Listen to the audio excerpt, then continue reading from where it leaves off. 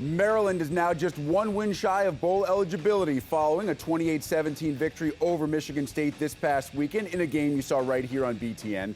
Terps already own more wins both overall and in conference than they earned through all of the 2015 season. Maryland goes for number 6 this weekend on the road against Indiana. In advance of that game, we are thrilled to be joined by the head man of the Terrapins, DJ Durkin, from our campus studio in College Park. DJ, from the outside, there's no doubt your team has improved more and more quickly than most expected. Are you yourself at all pleasantly surprised at how quickly you've gotten to 5 wins? Yeah, good question. Not surprised. I mean, just when you look back at what our guys did all through the offseason and winter conditioning and spring ball, and we kind of knew as a staff early on that at least we had good buy-in. We had a bunch of guys that were willing and wanting to do everything we're asking them to do.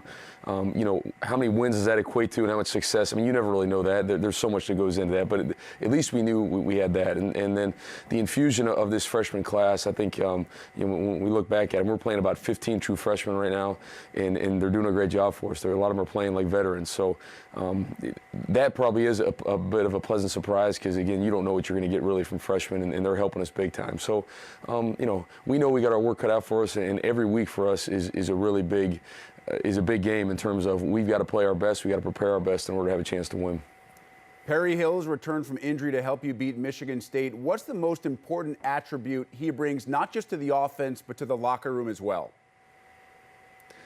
Yeah, I think, you can really see a difference, a change in our guys when Perry's out there with them. He's such a leader by example. There's not a harder worker, tougher guy that we have on our entire roster. And, so I think that's a contagious thing. There's a great belief and trust in him by his teammates. And, so we play it at a different pace, different tempo, I believe, and with a different level of confidence when Perry's in there. So, when you look at it, the 5 games that Perry's played, we have 5 wins. And I don't think it's obviously all due to that, but it definitely has a big part of it. Teaching a team to finish strong, not easy, especially when, as you said, you rely so much on younger guys. How did they do that against Michigan State, and how does it benefit the team moving forward? Right. It really comes down to us learning, a big core value in our program is we say control the controllables. And that's your attitude, your effort, your enthusiasm. And, controlling those things has a big say in how you finish a game. I mean, that's really what it comes down to. It's a mindset. It's just a way you carry yourself and a way you approach things mentally.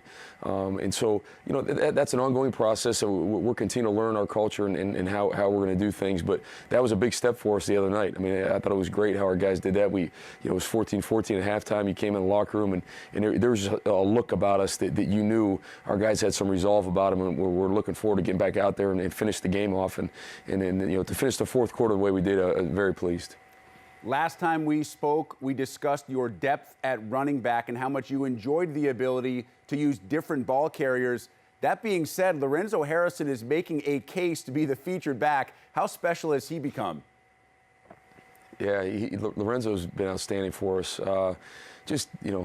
Always has a chance to make a big play when he has the ball in his hands, and he's had a bunch of explosive runs for us. I think he's been very consistent. He's really picked up his game in terms of blitz pickup, and just all the other things that it takes to play running back in the offense. So, we're going to continue. A strength of ours is our depth at that position. We will continue to play to that and roll guys through. But obviously, as we keep going, the most productive guys get more reps and get more carries. And now you turn your attention to an Indiana team which has lost 3 straight. What do you see when you watch the Hoosiers on film? Yeah, it's one of those things. It's strange when you watch it because obviously I know they've lost 3 games in a row, but you don't quite see that when you're watching the tape in terms of. I think they're extremely well coached. I think Kevin does a great job with the offense and preparing those guys and calling a game every week. I mean, I think that's been well documented, and I think they're much improved on defense. I think their defense is playing really hard. They're flying around, and so you're sitting there watching game tape and cut-ups and everything else. We know we have a huge test ahead of us this week on the road at Indiana. DJ, you've only coached 7 games in College Park, yet you're well aware the nature of your business has some already discussing where you fit in the coaching carousel when it starts to spin the next couple of years. What have you learned from the guys that you've worked with, whether it be Urban Meyer, Jim Harbaugh, others, about keeping that outside noise exactly where it should be, and that's outside?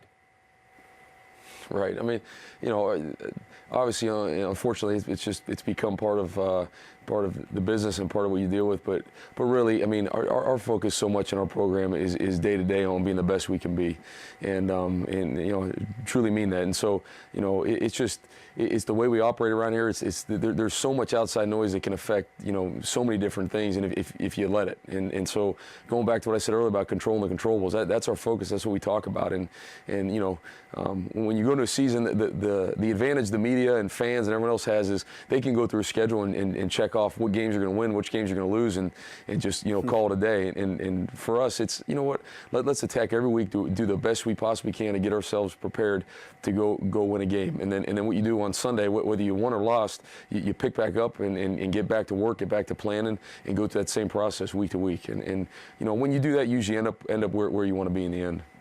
Completely understand what you're saying, but it has to be nice to be referred to as one of the bright young coaches in the business, because I can tell you, you and I are about the same age. My kids never refer to me as young. The young part is nice, and you know, I guess people aren't letting the gray hair fool them, which is good. DJ Durkin, Maryland head coach. Coach, as always, we truly appreciate the time. Best of luck this week in Bloomington. Okay, thanks. Thanks for having me on.